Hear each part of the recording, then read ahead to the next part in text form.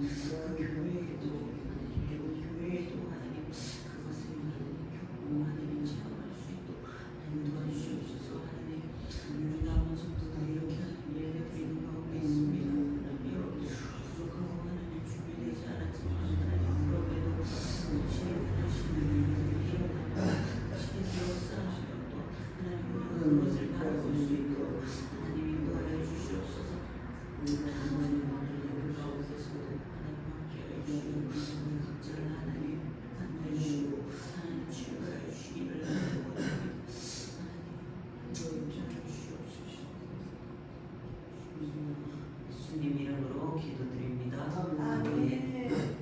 사도신경 문답식으로 하겠습니다. 당신이 믿는 하나님은 어떤 분이십니까? 나는 전능하신 아버지 하나님 천지의 창조주를 믿습니다. 당신이 믿는 예수님은 어떤 분이십니까? 나는 그의 유일하신 아들 우리 주 예수 그리스도를 믿습니다.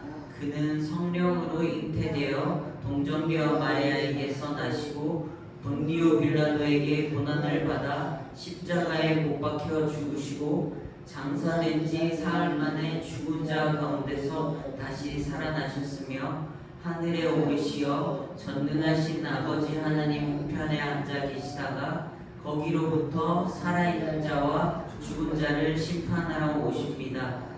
당신이 믿는 성령님은 어떤 분이십니까?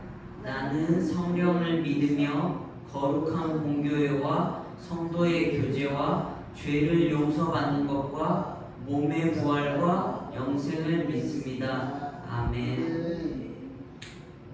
교리 문답 하겠습니다.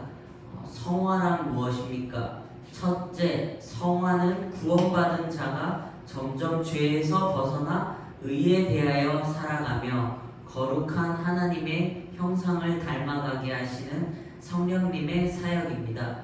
둘째, 성화는 전적으로 하나님께서 이루시는 사역이지만 동시에 성도에게 말씀과 기도로 거룩하여질 순종이 요구됩니다. 셋째, 성화는 삶 속에서 성령의 열매와 선한 행실로 나타나며 마지막 날 영화에 이를 때까지 계속되는 평생의 과정입니다. 오늘은 성경 열왕기상 19장 1절에서 4절입니다. 로뎀나무에 있는 엘리야의 그 본문인데요. 제가 읽고 제가 말씀 나누도록 하겠습니다.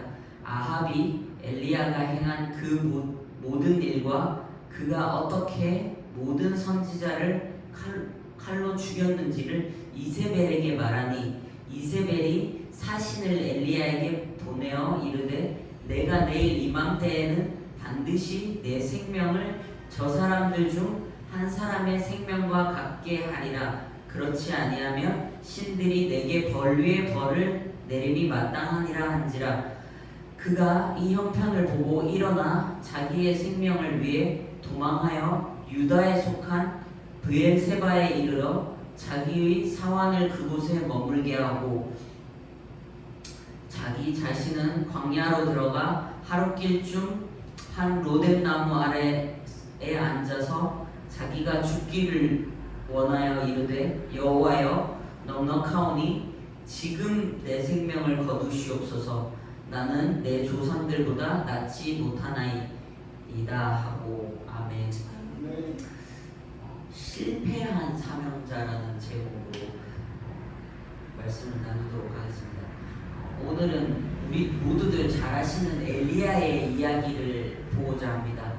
사실 엘리야가 우리에게 잘 알려진 것에 비해 그의 행적이 성경에 많이 기록되어 있지는 않습니다. 그럼에도 갈멜산에서의 놀라운 사역과 또 로뎀나무에서 사역에 지쳐 죽기를 구하는 그의 모습이 새로운 사역을 시작하려는 분과 사역을 하고 있는 분들, 또 사역을 했던 분들, 또 어려운 가운데서도 하나님의 뜻에 맞게 살아내려고 고군분투하는 분들에게 많은 메시지를 던지기에 많이 회자가 되는 것 같습니다. 오늘 본문의 충격적인 엘리야의 모습에 우리는 놀라지 않을 수가 없습니다. 왜냐하면 그가 이전에 보여준 모습들 때문입니다. 성경에 등장할 때부터 엘리야는 왕 앞에 죽기를 각오하고 나오는 결기를 보입니다. 사실 이것만으로도 엄청난데 수무라는 말에 순종합니다. 조금 전까지만 해도 비가 내리지 않을 것이라면서 아합에게 전쟁을 선포한 엘리야에게 이것은 정말 대단한 순종입니다. 성격이 강한 사람들에게는 죽으면 죽으리라 하고 싸우는 것은 순종하기가 수월하지만 반면에 성격을 죽이고 힘을 빼고 맡기고 숨고 물러서고 도망치는 것은 대단히 힘든 일입니다. 그것은 부끄럽고 떳떳하지 않으며 타협하는 것으로 때로는 치욕적으로까지 느끼기 쉽기 때문입니다. 게다가 아합의 정치적, 종교적 폭정에서 해방을 기대하는 본인과 사람들의 기대와 영원을 생각하면 더더욱 힘들었을 것입니다. 이렇게 큰 소리를 친 후에 도망치고 숨어 지내면 기대하던 사람들이 얼마나 실망하고 허탈해하겠으며 대적들은 비웃겠으며 누가 자신을 하나님의 선지자로 생각하며 누가 자신의 말이 하나님으로부터 나온 말이라 생각하고 누가 귀 기울여 듣겠습니까? 하지만 엘리야는 다른 것을 두려워한 것 같습니다. 만약에 엘리야가 하나님 말씀보다 상황이나 다른 사람들의 시선, 자신의 기질을 우선순위에 두었다면 나타나 외쳤어도 도망치라는 말씀에는 순종을 못했을 것입니다. 아마 엘리야는 하나님께서 가뭄을 통해 모든 사람들에게 무엇을 말씀하시고 보이시려는지 그분의 계획을 잘 알고 있었던 것으로 보입니다.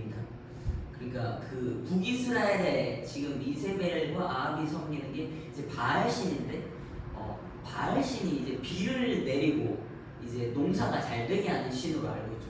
그래서 하나님께서 의도적으로 가뭄을 주시는 거죠.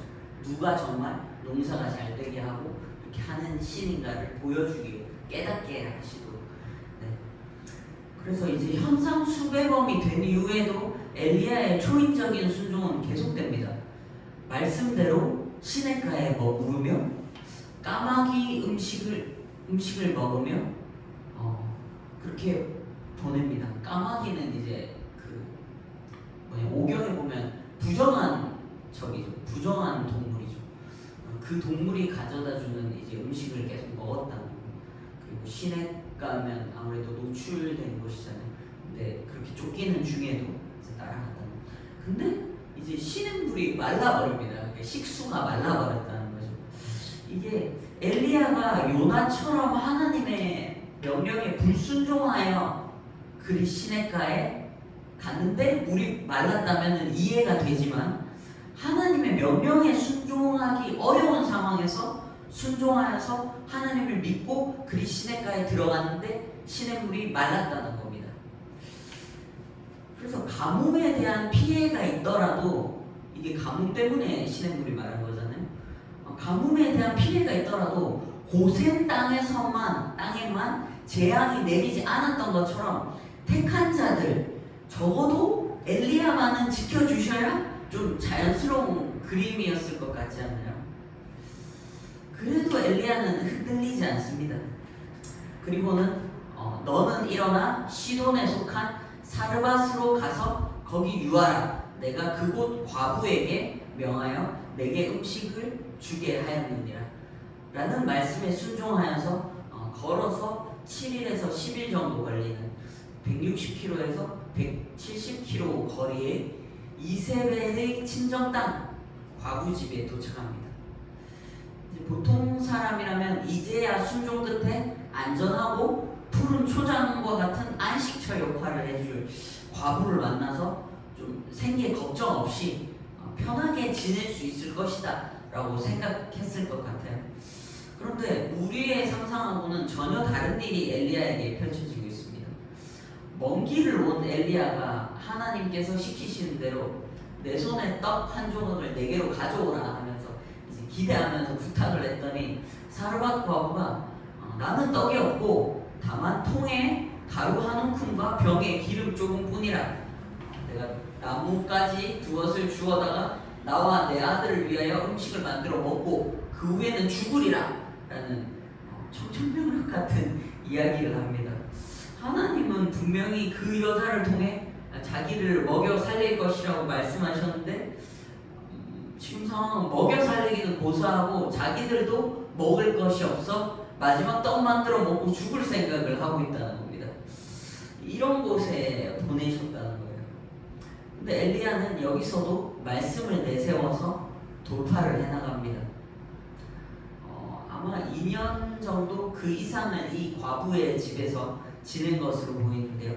안락한 곳이었다기보다 가시방석 같은 곳이었을 수도 있었을 것 같아요. 왜냐하면 과부의 아이가 죽었을 때 엘리야를 향한 이제 과부의 태도나 살아난 후에 이제서야 내가 인정하겠다라고 한 말들을 보면 엘리야를 별로 인정하지 않았음이 보이죠. 엘리야 성격에 크게 개의치는 않았을 것 같지만 마냥 편한 환경은 아니었을 것으로 보입니다. 하지만 숨어 지내며 쉬는 동안 영성이 여전했던 것 같아요. 어린 자녀를 둔 품에 안고 위층으로 올렸다라고 말하고 있잖아요.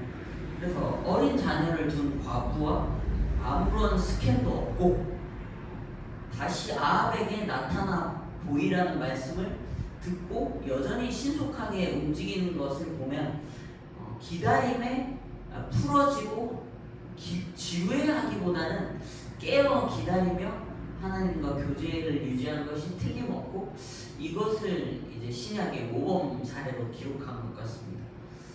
그래서 드디어 이제 3년이 넘는 시간이 흐르고 아합에게 나타나서 이제 괴롭게 하는 자가 자기가 아니라 바로 당신 그리고 당신의 아버지 집이라 라는 말을 하고, 또 바알과 아세라 선지자들과의 대결을 제안하고, 또 실제로도 움츠러들지 않으면서 백성들에게 이제 선택을 촉구합니다.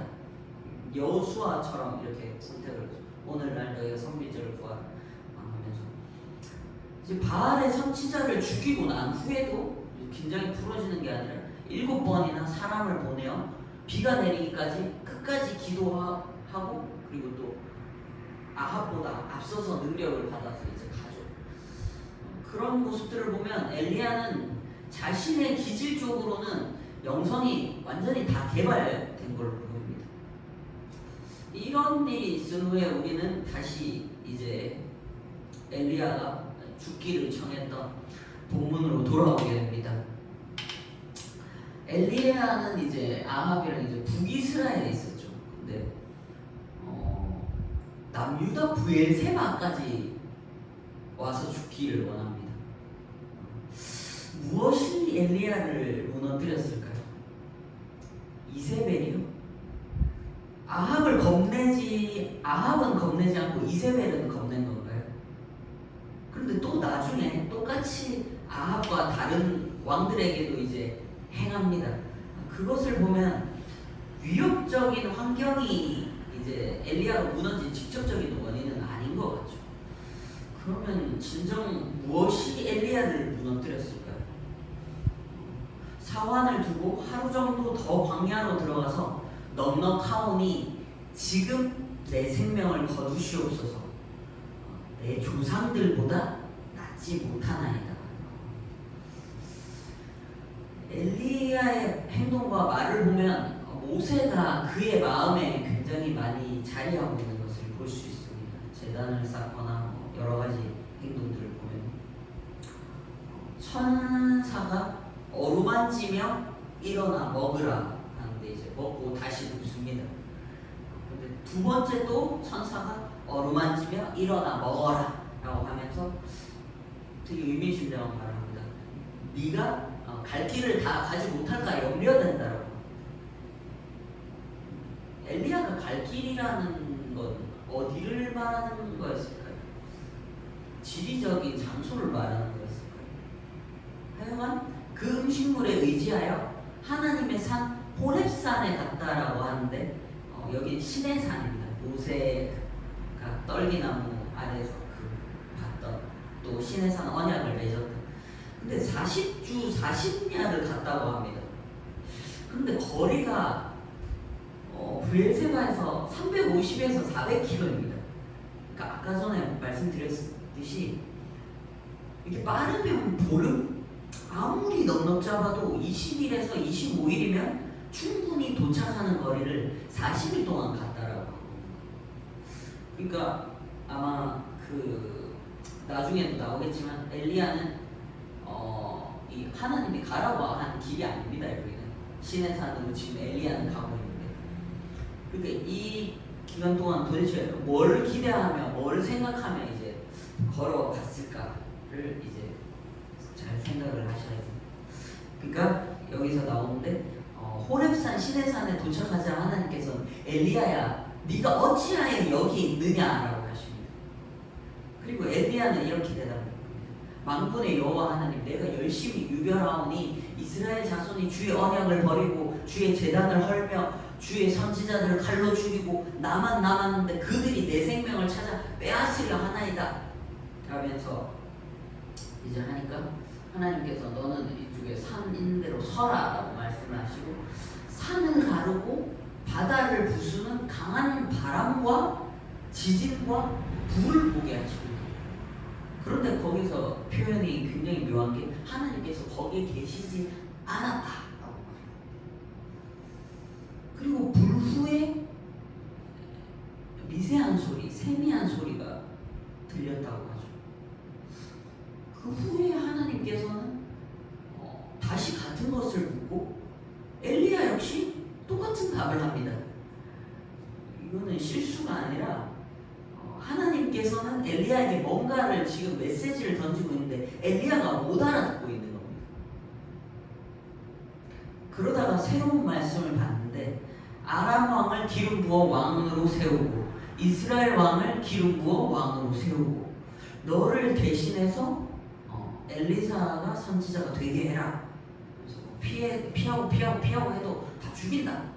그리고 7,000명을 남기는데 바알에게 무릎 꿇지 않고 입 맞추지 아니한 자다 이렇게 말씀하는데 이게 굉장히 약간 뜬금없습니다.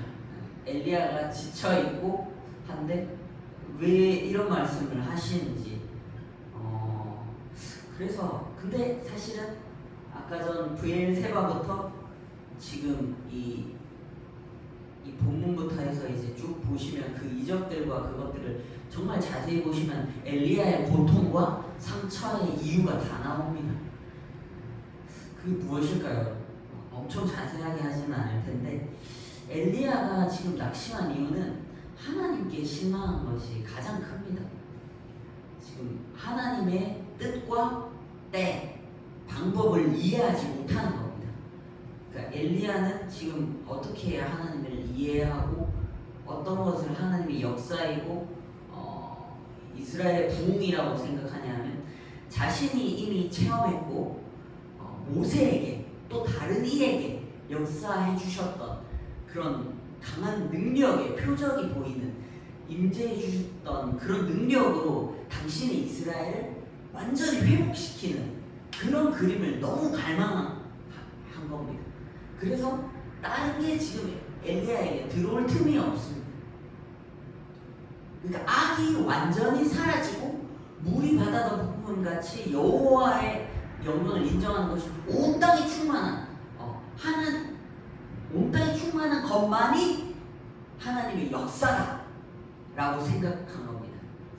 그래서 기적 전에 잠잠하던 백성이 나중에 기적 후에는 분명히 입으로는 여호와 그는 하나님이시로다 두 번 분명히 말했습니다. 그리고 선지자들 잡아 죽였죠. 바알 선지자들. 그리고 또 엘리야를 고발하지 않고 숨기고 먹이며 불편함을 자기가 감당한 거 아닙니까? 그리고 계속 그의 말을 순종하는 모습을 보였던 과부도 잊어버렸습니다. 그러니까 그리고 또 아합의 국내 대신이지만 하나님을 지극히 경외하는 자로 100명의 굴에 숨은 선지자들과 그걸 숨겨준 오바댜는 뒤로 하고 자신밖에 남지 않았다고 지금 말하고 있습니다.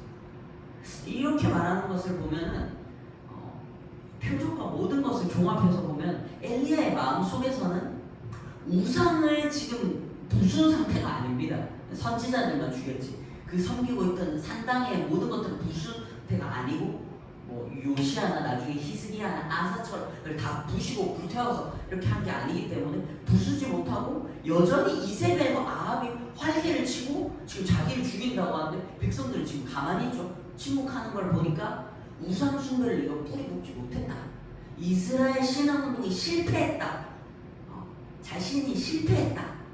실패하게 하시는 하나님을 이해할 수 없다고 의문을 제기하는 겁니다. 그러니까 이런 악한 세상을 바꾸지 못하고 이 더러운 걸 보고 살 바에는 죽어버리겠다는 거죠. 그래서 하나님이 아람의 왕을 기름 부어서 그렇게 역사가 흘러가게 내버려두고 이스라엘의 왕을 기름 부어서 이렇게 하고 이런 것들을 이런 것들도 하나님 뜻 속에 있음을 엘리야가 전혀 받아들이지 못합니다.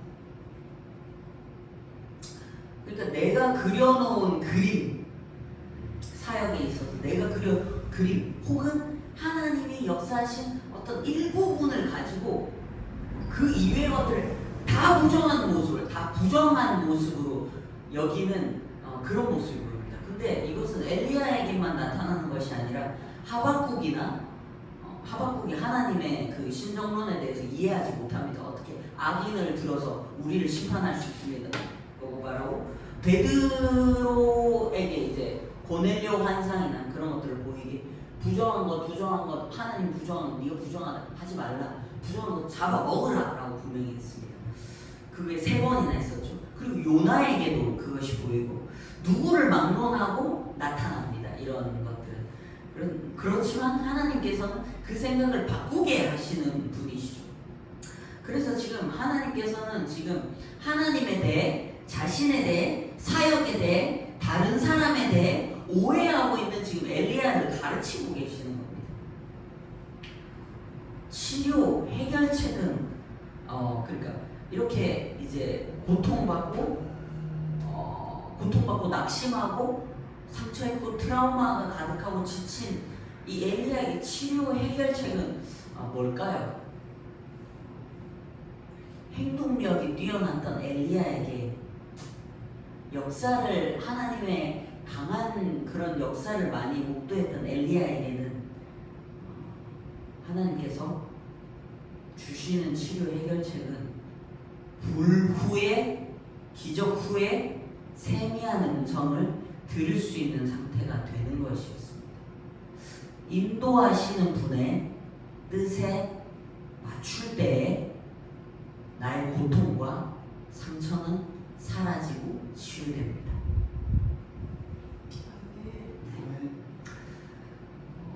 저희 찬양 아까 전에 들었던 거 찬양하도록 하겠습니다.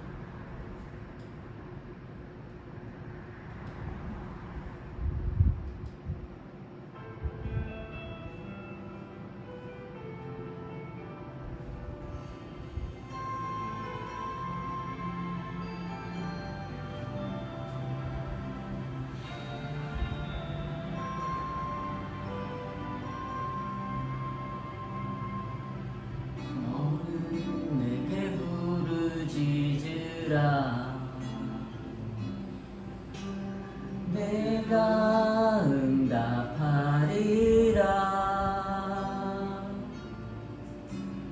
너는 마음에 근심하지 말라.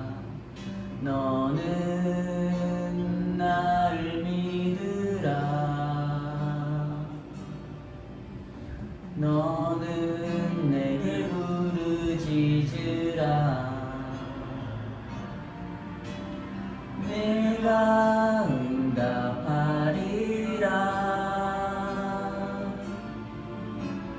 내 이름으로 무엇이든지 구하면 내가 이뤄주리라.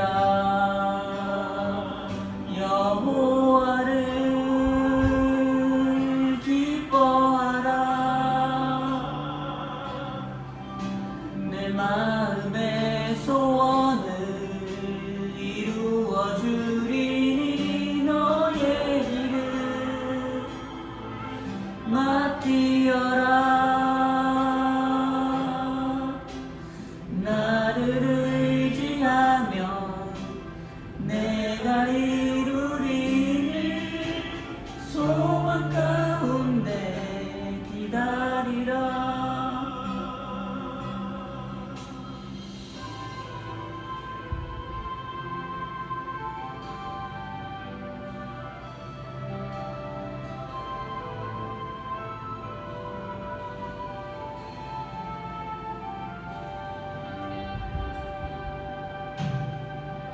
아무것도 염려치 말고 오직 모든 일에 기도와 간구로 너희 구할 것을 감사함으로 아뢰라. 그리하면 나의 평강이 그리스도 예수 안에서 너의 마음과 생각을 지켜주리니 내게 평강 있으리. 여호와를 기뻐하라. 내 마음의 소원을 이루어주리니 너의 길을 맡기어라. 나를 의지하면 내가 이루리니 소망 가운데 기다리라. 여호와를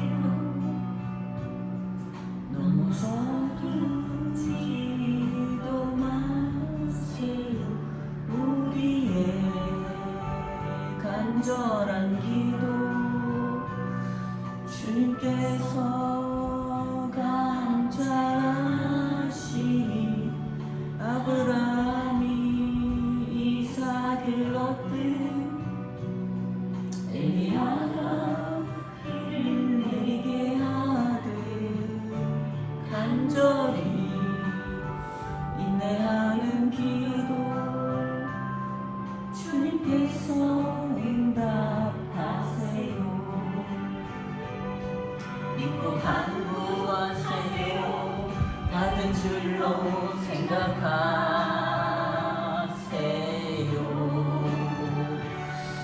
의심의 검은 구름 저 멀리 버리세요. 지금 눈앞에 보이지 아니한다고 낭망하지 마세요. 실망하지 마세요. 우리 주님 역사하심을 믿으세요.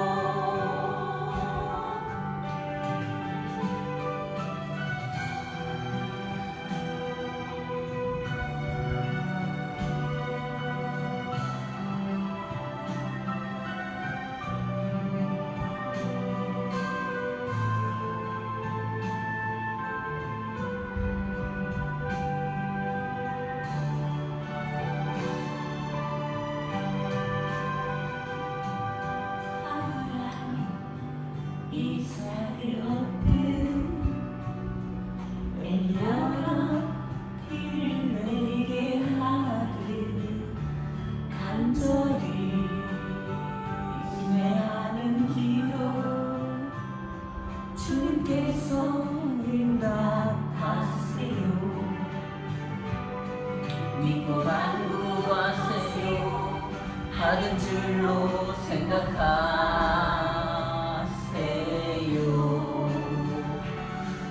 의심의 검은 구름 저 멀리 버리세요. 지금 눈앞에 보이지 아니한다고 낭만하지 마세요. 실망하지 마세요. 우리 주님 역사하심을 믿으세요.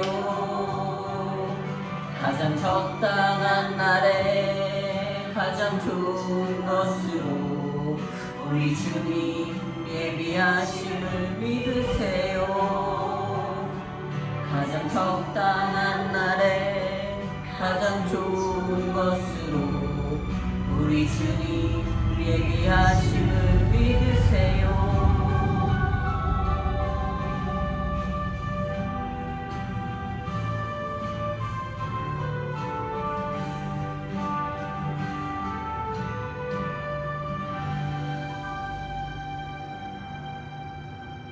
주기도문하고 예배를 마치도록 하겠습니다. 하늘에 계신 우리 아버지여, 이름이 거룩히 여김을 받으시오며 나라의 마옵시며 뜻이 하늘에서 이루어진 것 같이 땅에서도 오늘날 우리에게 일용할 양식을 주옵시고 우리가 우리에게 죄 지은 자를 사하여 준 것 같이 우리 죄를 사하여 주옵시고 우리를 시험에 들게 하지 마옵시고 다만 악에서 구원하옵소서. 이 나라와 권세와 영광이 아버지께 영원히 있사옵나이다. 아멘. 광고하도록 하겠습니다. 26년도 24번째 주일 예배 참석하신 모든 분들을 주님의 이름으로 환영하고 축복합니다. 오늘은 일본 단기 선교로 인해 주일 2부 예배만 드립니다. 다음 주는 군선교 주일로 군부대에서 예배할 예정입니다. 출발은 9시 반에 교회에서 하겠습니다. 9시 20분까지는 모여주시기 바랍니다. 다음 주도 주일 1부와 3부는 없습니다. 찬양은 중앙침례교회 청소년부, 대표기도는 저희 교회 목사님, 설교는 제가, 축도는 중앙침례교회 부목사님이 해주십니다. 그리고 군부대 군선교 주일 이후에는 이제 28일날 주일은 북한 선교 주일로 DMZ 미드바르 교회에서 예배할 예정입니다. 마찬가지로 9시 반에 출발하겠습니다. 목사님 일정들 7월에 몽골 선교, 8월에 중국 선교 있습니다. 그리고 8월에 수련회 강사로 또 나가시고요. 9월에는 외국인 근로자 선교 주일로 태국인 한마음교회에서 예배할 예정입니다. 예배 모두 마쳤습니다. 감사합니다.